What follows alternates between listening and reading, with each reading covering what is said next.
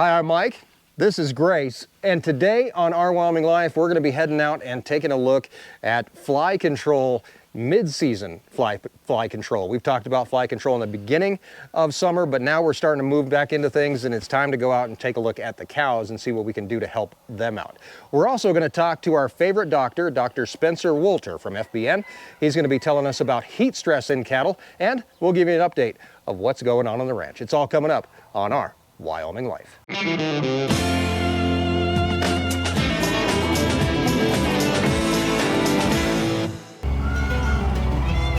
shaking his butt.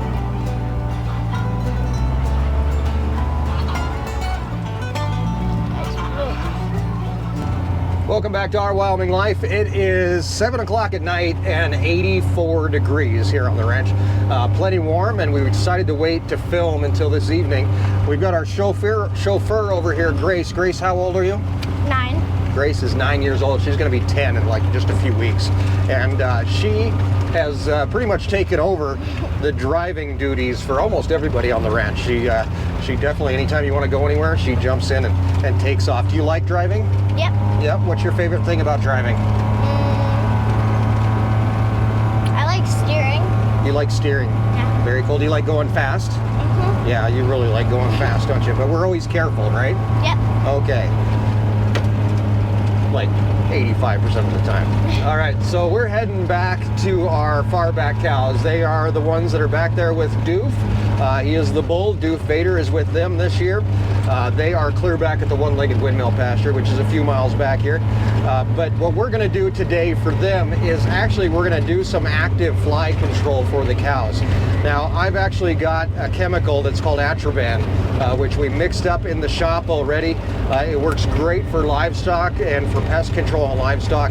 And basically, it's just like a topical type thing that you can just spray right on them. It keeps the flies off of them. Now, the cows down at the one-legged windmill pasture, they've got calves with them, and those calves, and we'll take a look when we get down there, have ear tags that are actually fly control ear tags as well. So the calves are pretty well set, and of course they rub on mom when they're nursing on mom, and they work on getting some of that fly control passed on to her as well. But the flies are getting into full swing here. We did a lot earlier this year for fly control. We killed probably hundreds of thousands of flies on the ranch using fly buckets, fly strips, fly paper, all kinds of crazy stuff, and of course spray around the ranch. But this is our first bout of active fly control so that we can get the cows taken care of. Anytime that they're wasting on trying to shoosh away flies or any calories that go into that effort is calories that they're not putting into eating. So we want to get down and find them and get them taken care of. Another thing we're going to do is actually put out fly bags today. Hopefully that might be a little interesting. But first, let's get our spraying done, and we've got a very creative way to do it.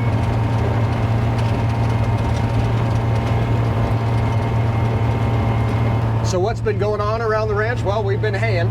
We do have some really cool haying videos coming up for you. Jeff just finished cutting this 70-acre hayfield, and we have another 80 acres down. So we've got quite a bit of hay down on the ranch right now. We've got to start raking tomorrow and get to baling. It looks like we're kind of moving out of our rainy season, so it's a good thing, and it's a good time to get really working on haying and kind of just hit it like gangbusters, and that's what we're going to be doing over the next couple of weeks. Also, you know, we do have all the cows to take care of, so it's definitely a time management issue because we do have haying, we have calves to take care of, we have cows to take care of course we have all the other animals on the ranch, and the Airbnb and harvest hosts and all kinds of things happening. Erin's handling the nonprofit, she's got the farm store to take care of, and it's really kind of an all hands on deck kind of time here on the ranch. So it's a lot of fun, although it can be pretty stressful getting all this stuff done, especially when things don't go the way you expect them to. So that's why we're out here tonight taking care of these cows, so at least they'll have a week or so, maybe even 2 weeks of respite from the flies, and we can concentrate on other things. So I don't know where these guys are at. Oh, they're all over there. See them? Should I drive over there? Yep, you can drive right through the ditch. So drive through the ditch here. Be careful. There you go. And just kind of make a straight line over there to those cows. See them over there? Yep. Okay. So you got to be careful because there's sometimes holes and stuff. You got to keep an eye out for, okay? And in the grass, they're hard to see. Yeah. Yeah, they are. So, do you ever get nervous driving? Yeah, sometimes. Sometimes, but it's not like you're driving down the highway or anything. So, Nope. It's good to learn too, right? Mm-hmm. Mm-hmm.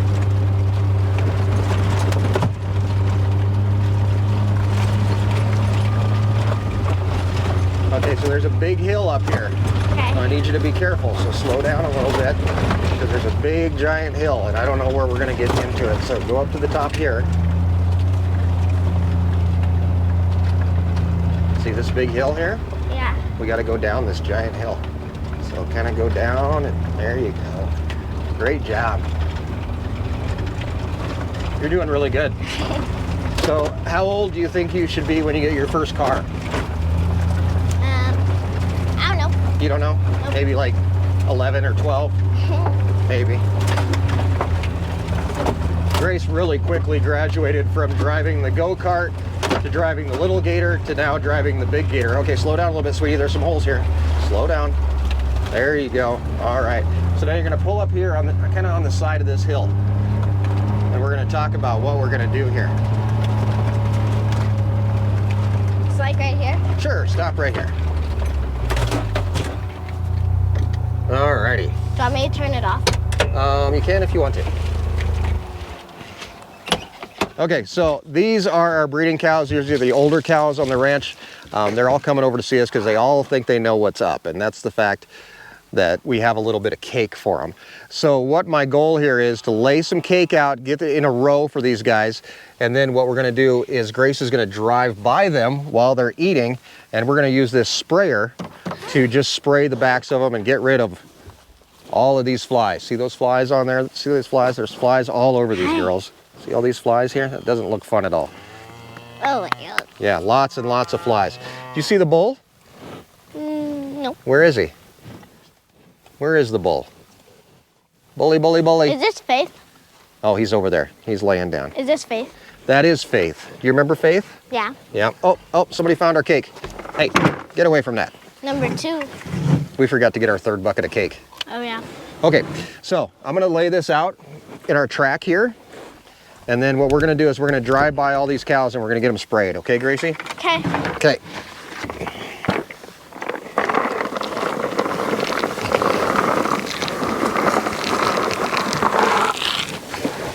Actually, we may not even have to drive by them. Just I wonder if I can just walk around them. Because they're all gonna eat the cake. Besides those guys. Well, that guy's not gonna. Well, that's the bull. Do we need to spray him or not? We can go over and try to spray him. We might have to drive by him to spray him. Okay, so we're just gonna spray some of this Atraban just directly right on the back of the cows. They're not really gonna mind too much because they're worrying about cake right now.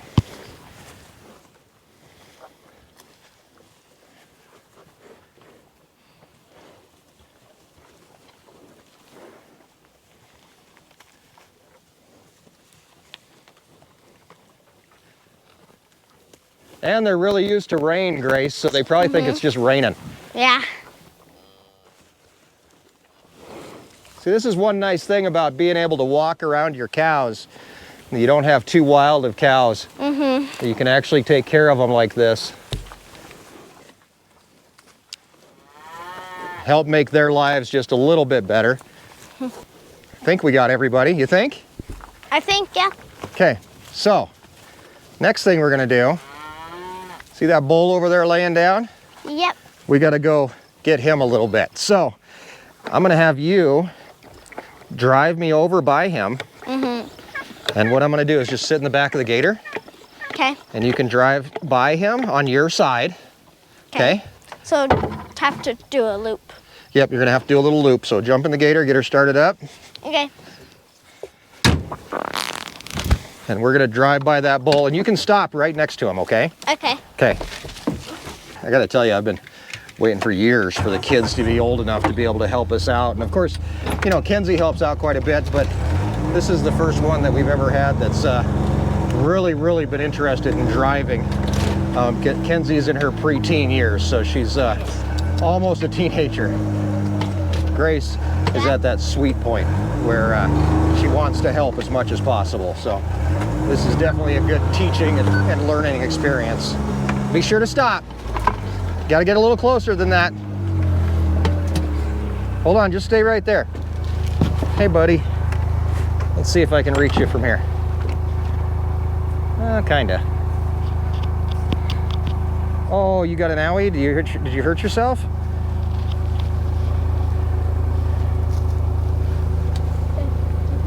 Looks like he's limping. That's not good. Looks like Doof has a little limp there.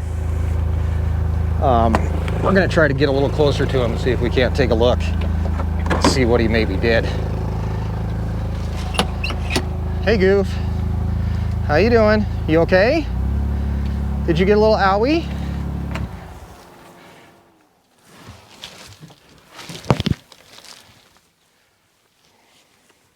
What you doing? Well, he seems to be okay. He's walking a little better. He does seem to be favoring one foot a little bit, but he's big too. So maybe he was just a little cramped up after laying there for so long.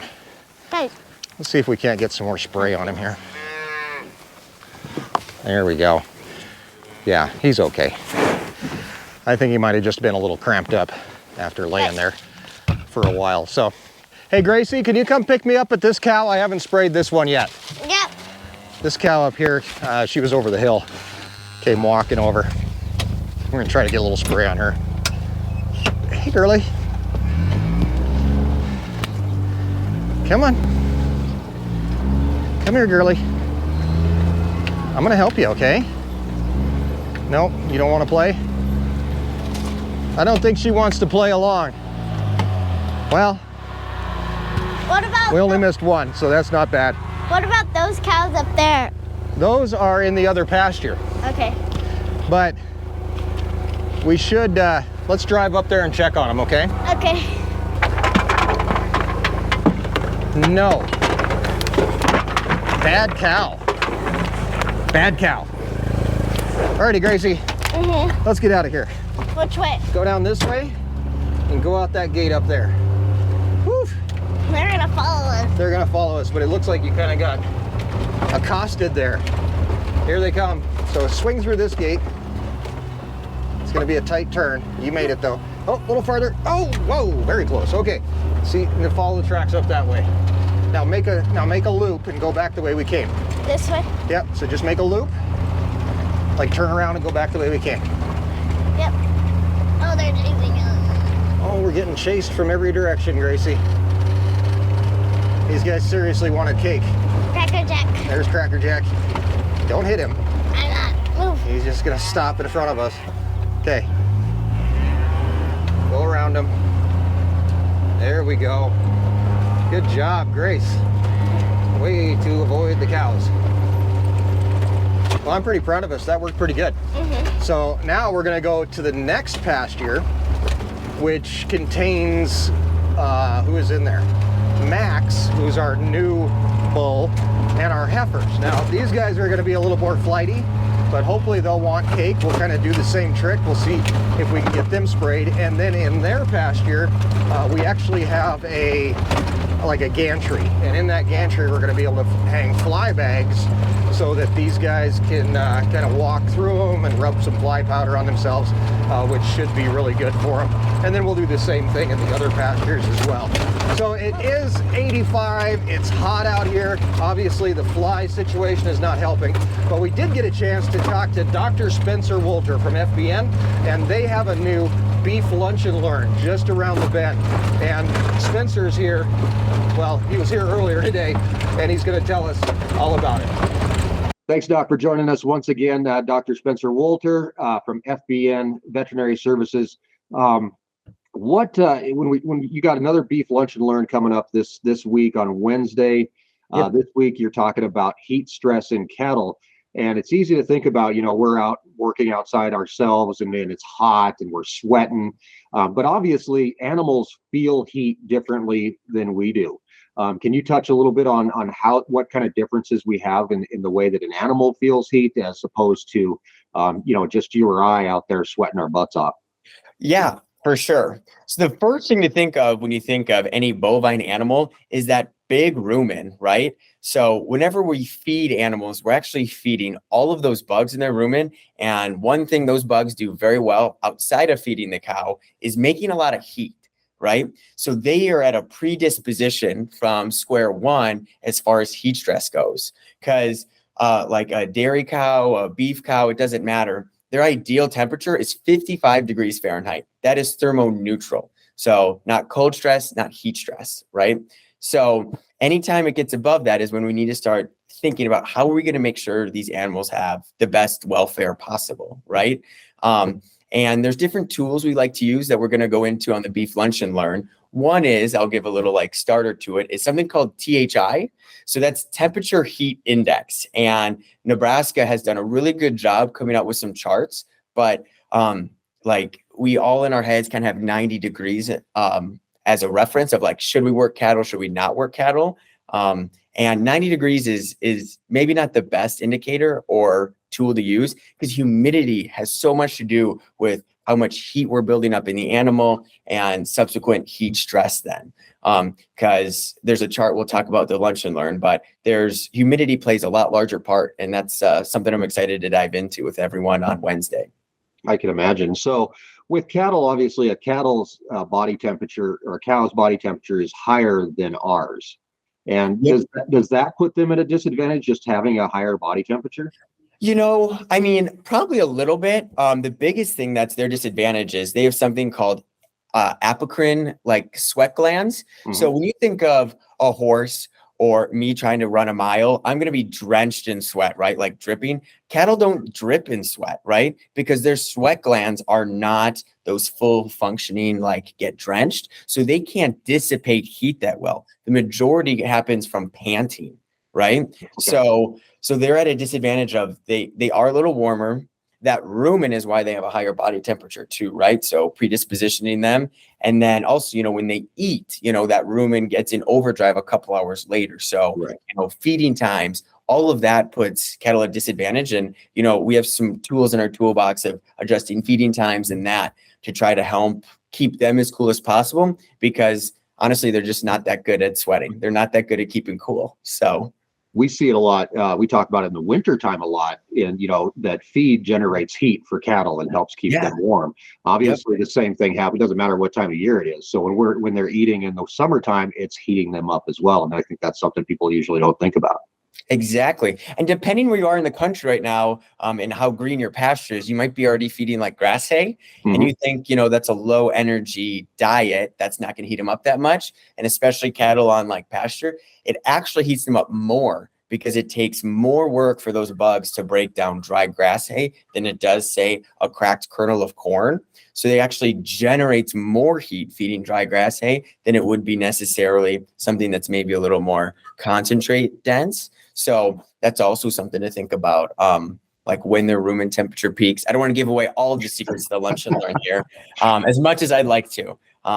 But that, you know, the type of feed that you're feeding your cows or your feedlot critters varies as well.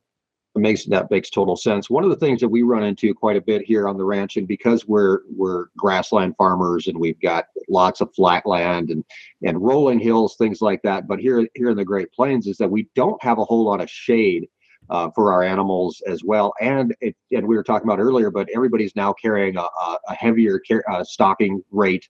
There's more and more animals on the land. Obviously, we can't go out and plant trees and expect them to provide shade.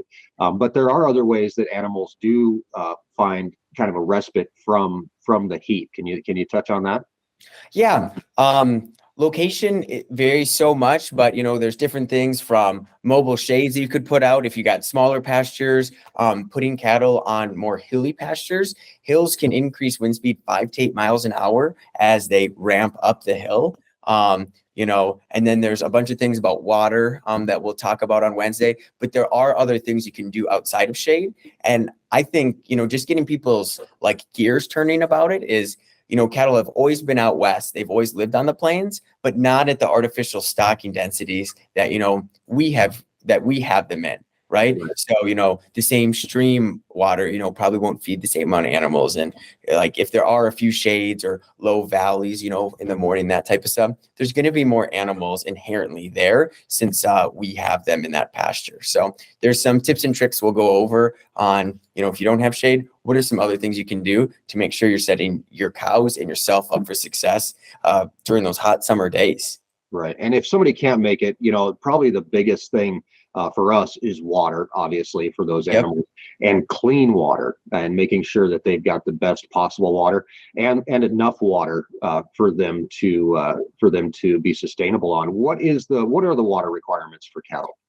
Yeah, great question. So it actually doubles in the summertime. So in the winter, you need 1 gallon of water per 100 pounds of calf, cow, whatever. And in the summertime, it actually doubles to 2 gallons per 100 pounds of animal. So if you start thinking about, your feedlot, especially making sure that your wells can keep up, right? That your fountains have enough pressure to them so they can actually give that much water, say, to a pen, right? Because if you start thinking, say even like a really small, like 4-weight calf, that's 8 gallons a day it needs, right? And then you put 100, 150, 200 in a pen.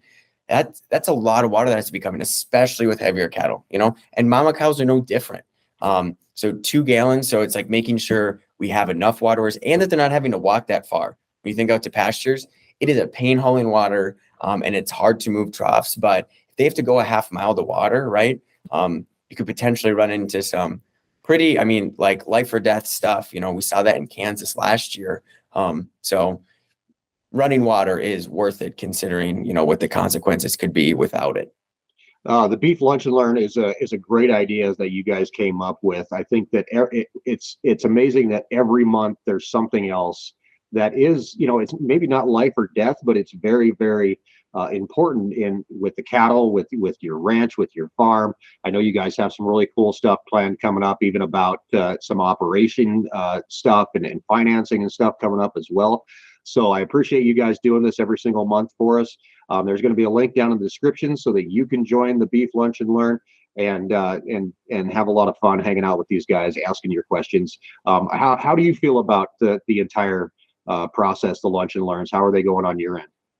Yeah. I don't talk to everyone that's been on the Lunch and Learned, but the feedback we've got has been positive.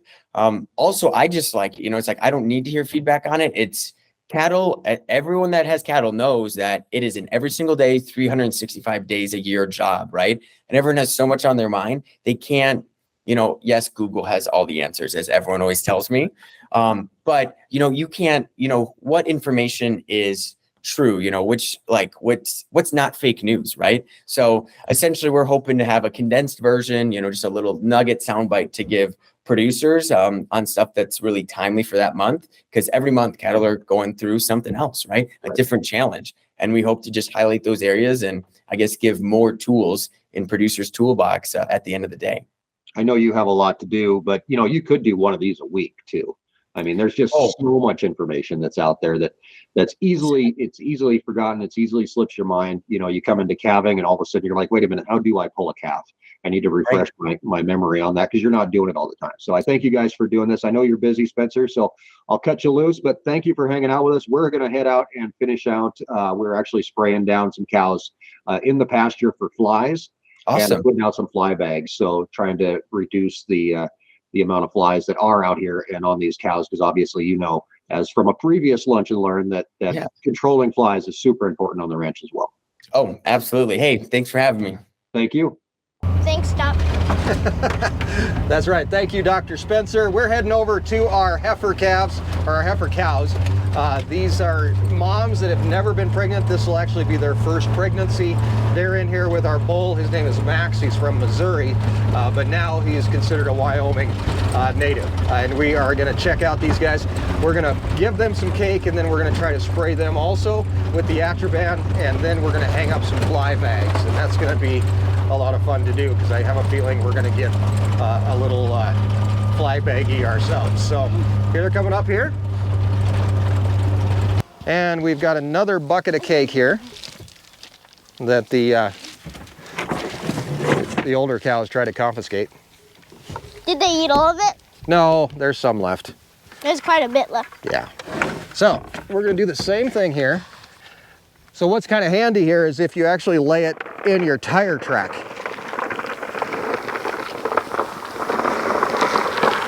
There you go, guys. Oh yeah, see, that's good stuff.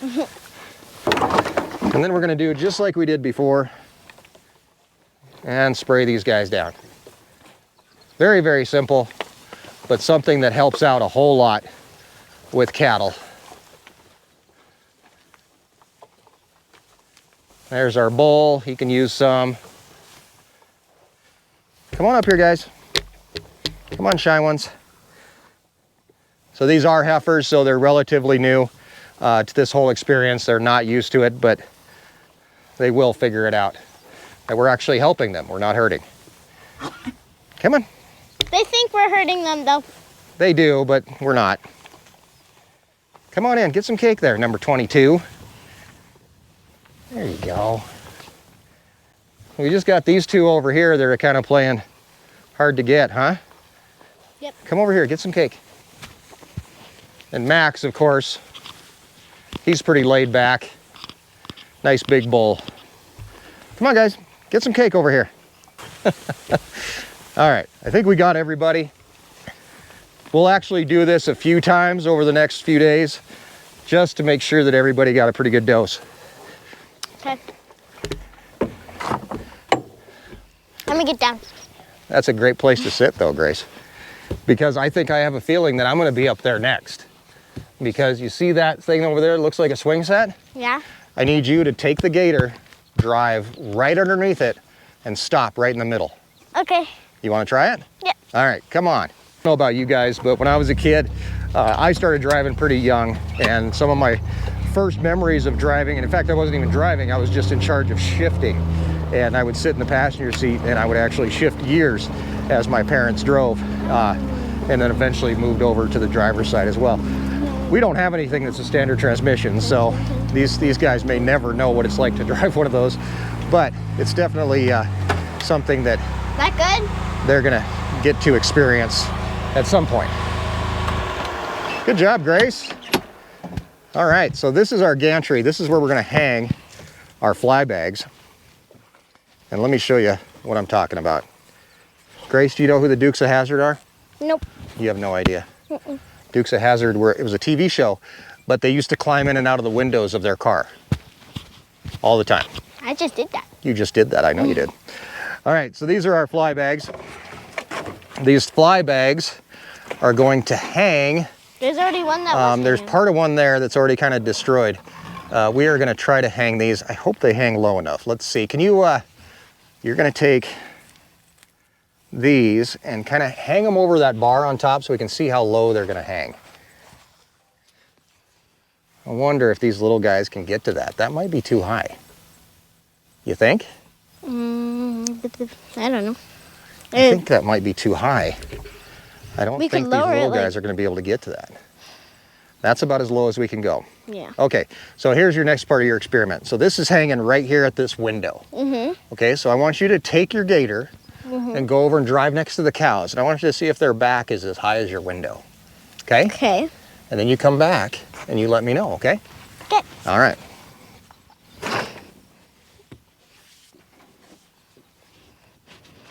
Should I test like the smallest one? Sure.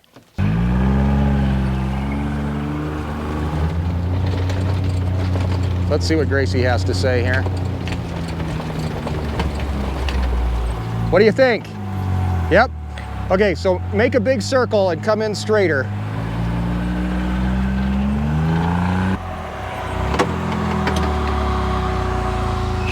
All right, I think that'll work. Good job, sweetie.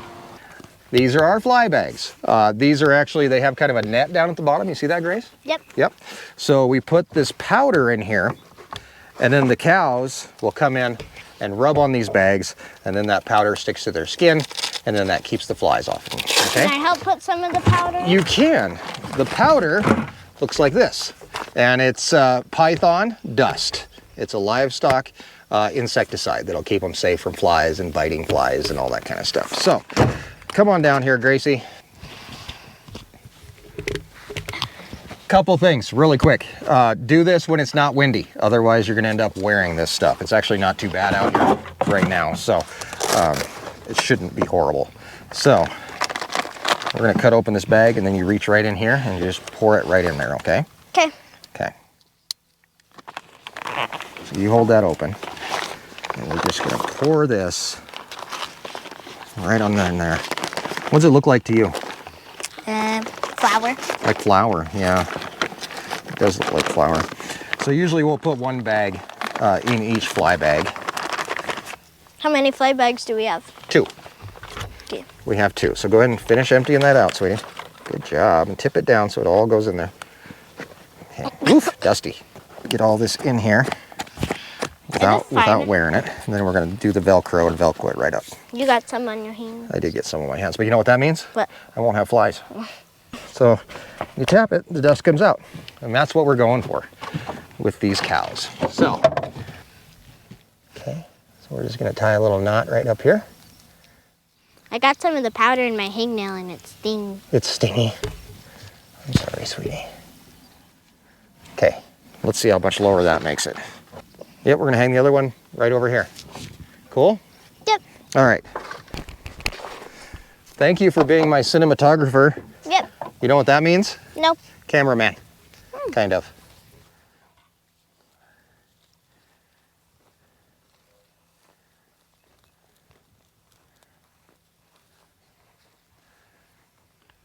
Could I like walk around in a circle? Sure.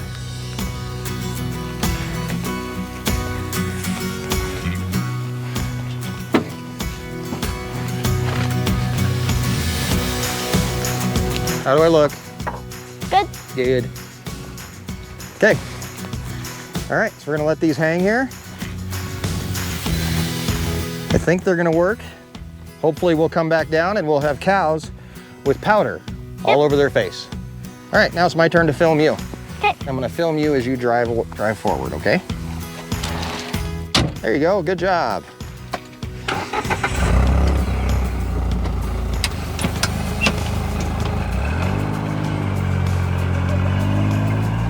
And there we go. Now we just have to wait for the cows to come check them out.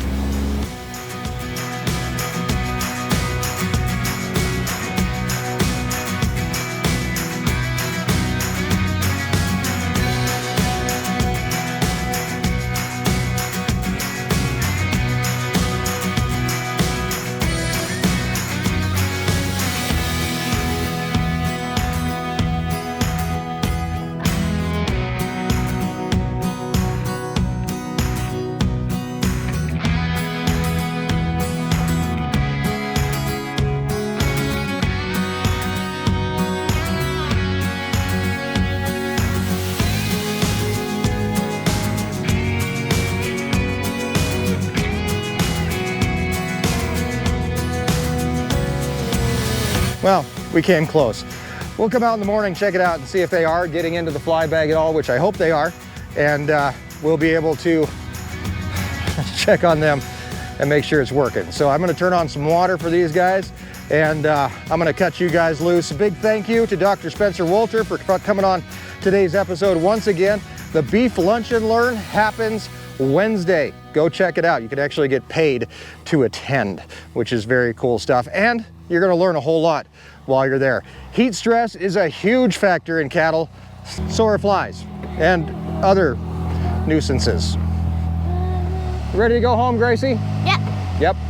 All right, guys, thank you very much for hanging out with us once again. We'll see you next time right here on Our Wyoming Life. Say bye. Bye.